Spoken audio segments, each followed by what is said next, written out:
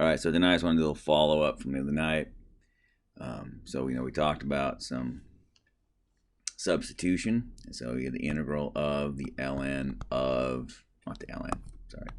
The integral of 1 over 3x dx. And a lot of people will go, oh, u is 3x. And those people are not wrong, by the way. Du would be 3 dx. I don't have a 3 dx. I've got a 1 dx. So really, you've got a 1/3 of a du. And so if I substitute, I'm going to have 1 over u. And then I'm going to replace this with a 1/3 du. And so my answer then is, well, that's ln of u. Right? Let's see. Ta-da! Now, some people, and I don't know who they are, but some people might have did this. Jay, I'm going to factor that 1/3 out front. It's a good idea. Wait, but then I don't have to do substitution. You are correct, sir. Oops, that just becomes 1/3 ln of x. What the? Hey, what? Huh? How is that the same? Well, that's a good question, isn't it now? This is a product, yes? Well, product is a what? Damn it. A product is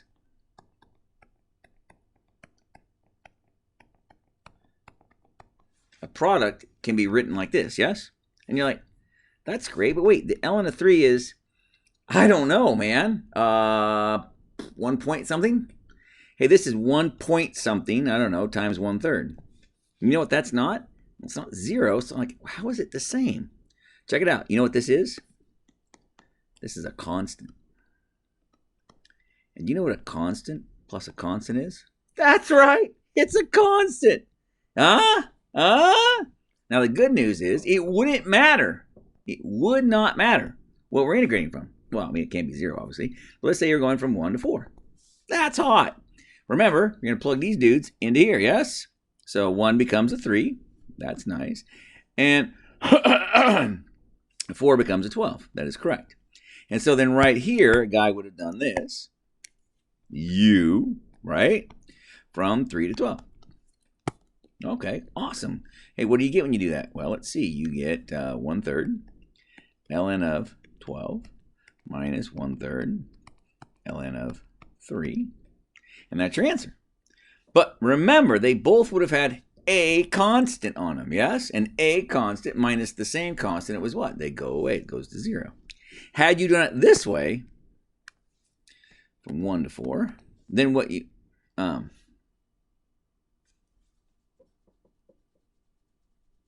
then you're like, oh, okay, well, what happened on this guy? Well, that's a good question. What would have happened on this guy? So this would have been 1/3 ln of 4 minus 1/3 ln of 1. That does not look the same as this. Stick with me now. Stick with me. Now, quickly now. What is the ln of 1? Oh, it's 0. Weird. That's weird. I know, right? Hold on. There's more. There's more where that came from, bro. This is 1/3 ln of 4 times 3. Maybe you can see it. Maybe you can't quite see it yet. Stick with me. We got this. Minus 1/3. No, plus 1/3 ln of 3. Minus 1/3 ln of 3. No way. Done. Same answer. Different way of getting there? Yeah. Quite a bit different way. In that case, because we were able to use our logarithmic rules, we were able to then separate that out into something that is easier to work with, maybe. Or maybe not. Maybe you found it just as easy to go the other way. I don't know. I just work here. Tangent of pi x. Nice. Beautiful. Over 2. Because I can. If I do this problem, I go, oh, all right, what's the derivative? Or what's the integral of it? I don't know. Let's find out. Let's go from 0 to 1. Love it. And so if I do this, I go, well, all right, u is dx. U is pi x over 2. Then du is pi over 2 dx. I don't have that. So I have 2 over pi du's is a dx. Nice. Nice. And so I'm going to rewrite that as 2 over pi tangent of u du. Oh, crap. Why did I use tangent? God bless. I don't want to use tangent. This is actually a good problem, though. I didn't really mean to do it, but I did it. Oh, rats. Jay, I don't want to do this problem. You kind of do. You kind of do. Because that's sine over cosine. And you're like, hold the phone just a moment. If I put 0 in here, I'm going to get what? 0. And if I put 1 in there, I'm going to get pi over 2. You're like, but no, I don't. I feel like you do. Let me suggest to you that w is equal to the cosine of u.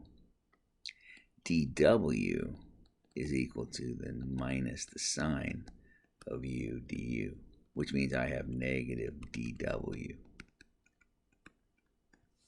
Are you saying what I think you're saying? I don't know. What do you think I'm saying? I don't know. I just work here. I don't know. This is 1 over u, and then check it out, bro. There's your du. I put the negative out front already. What? What? Let's take our 0 and plug it into here, shall we? Cosine of 0 is 1. Cosine of pi over 2 is 0.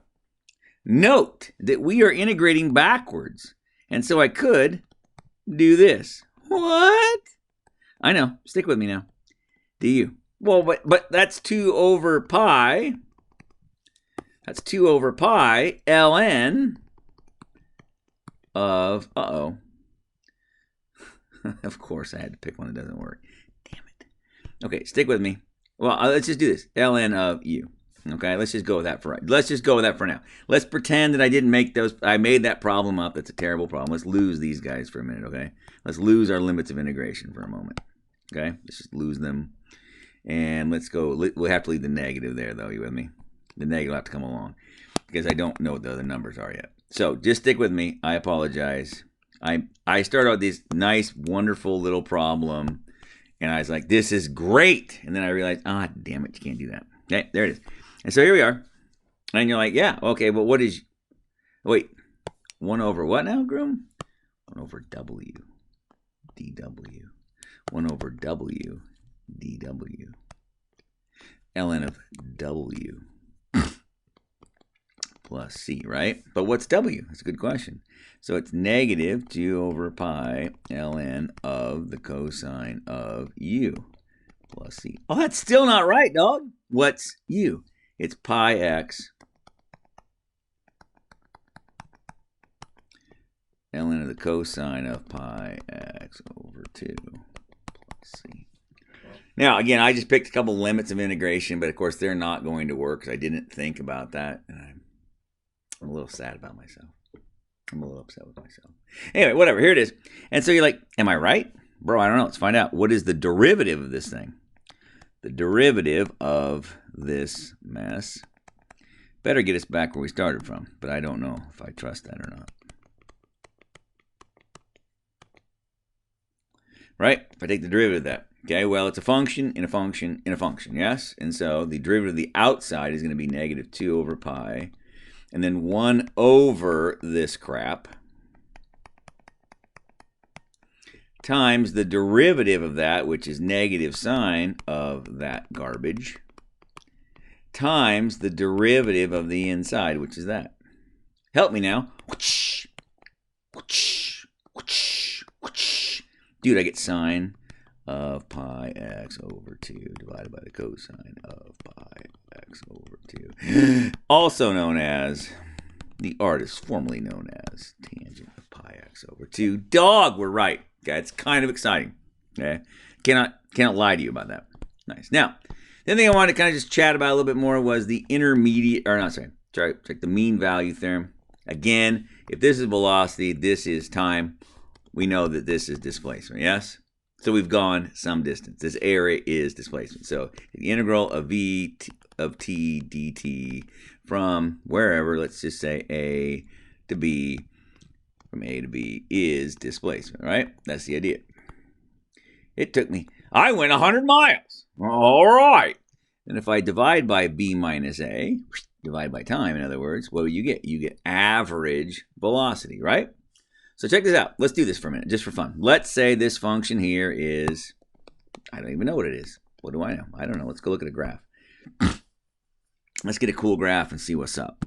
We'll get a graph. I don't know if it's going to be cool or not.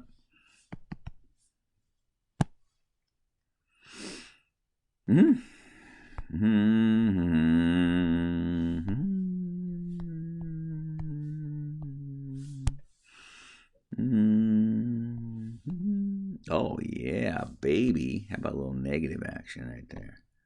Oh.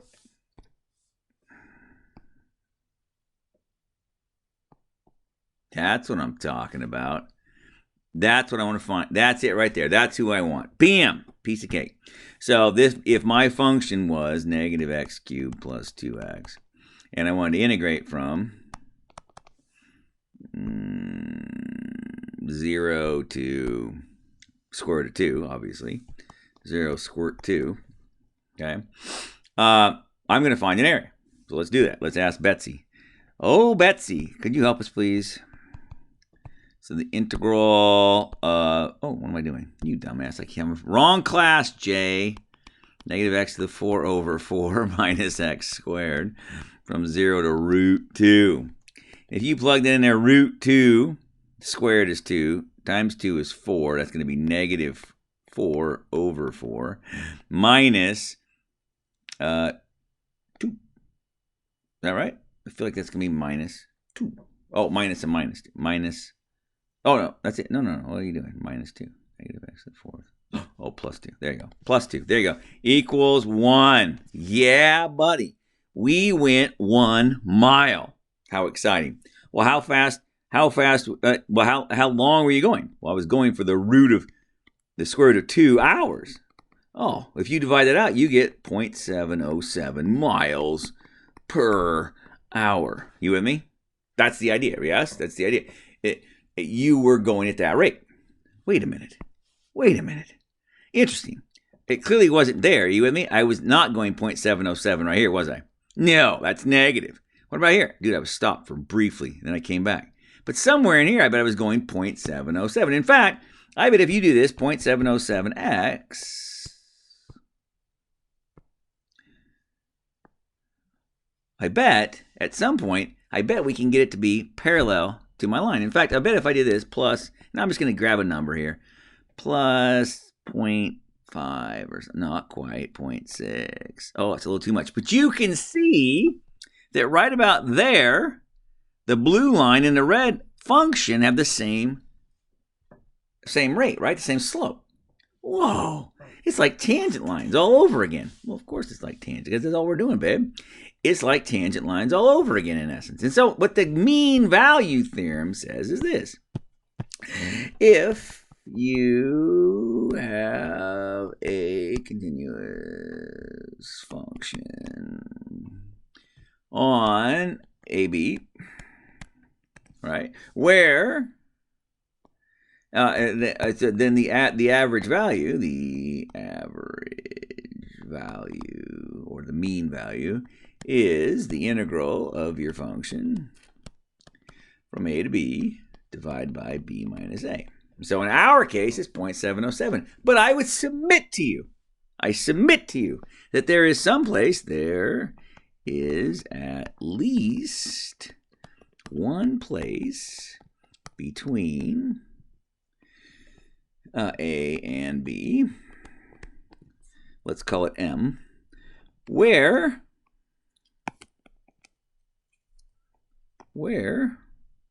f of m, f of c,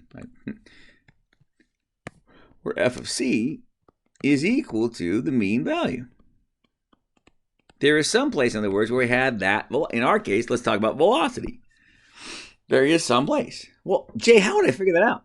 That's a good question. Oh, wait. Go back to your original function. What is f of x? F of x is the what? It is the slope, right? It's the rate of change of my thing, right? Okay. And so, what are you saying? Okay. So, pause this. I gotta answer the phone here. Anyway, as I said, f of x basically is your slope. It is the rate at which we were building up area, right? So in our case, it was negative x cubed plus 2, was it plus x squared? I forget where it was. Plus x, plus 2x, rather, there you go, is equal to 0.707. Let's see what that does for us, right? So you can actually do this on your calculator if you like, or you can actually, let's do it on Desmos for fun. Let's hide him for a minute. Let's hide him. No, actually, let's go back with him. And let's go y equals 0.707. Okay.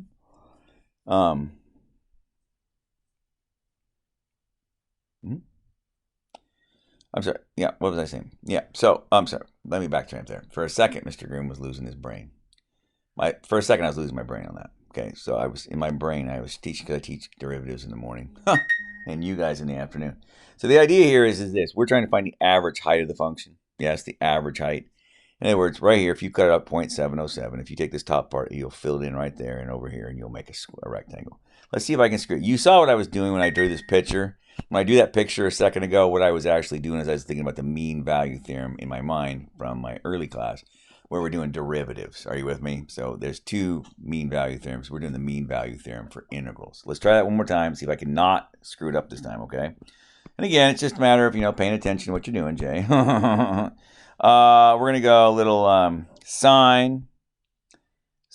We're going to go 5 sine of 0.2x. Whoa, dude. And so, clearly, if we're going to make a rectangle over that, let's do it from 2 to 14. So let's do it from x equals 2 to x equals 14. Try again. Nice.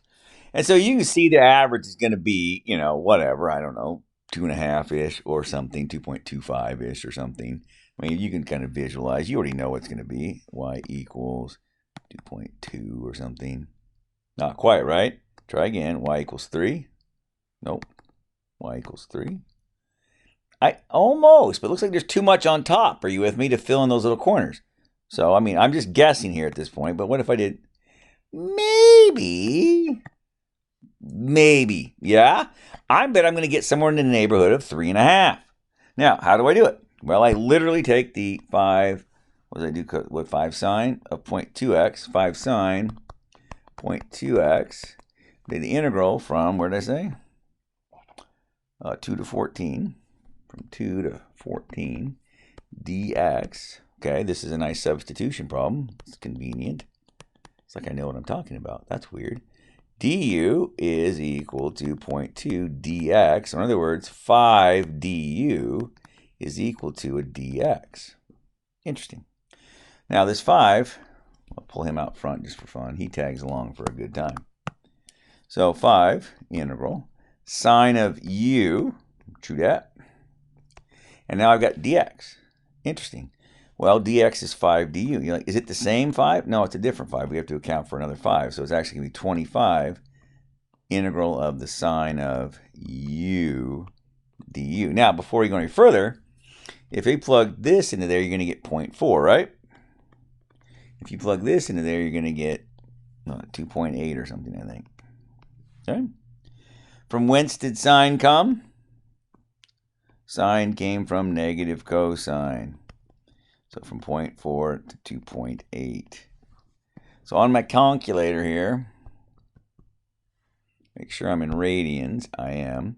So negative 25 cosine 2.8 minus a minus 25 cosine of 0.4.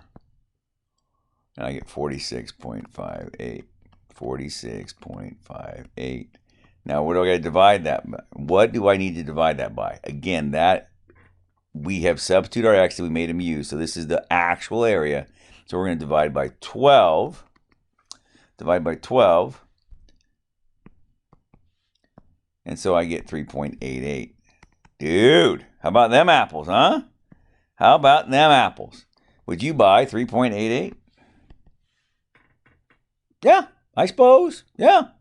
3.88. It's somewhere in that ballpark. Yeah, okay, I guess so. Again, that's the idea. That's what we're doing with average value. Okay. Now, again, pay no attention to what I said about the first part. I was getting to my derivatives and my integral mean values messed up. But that's the idea.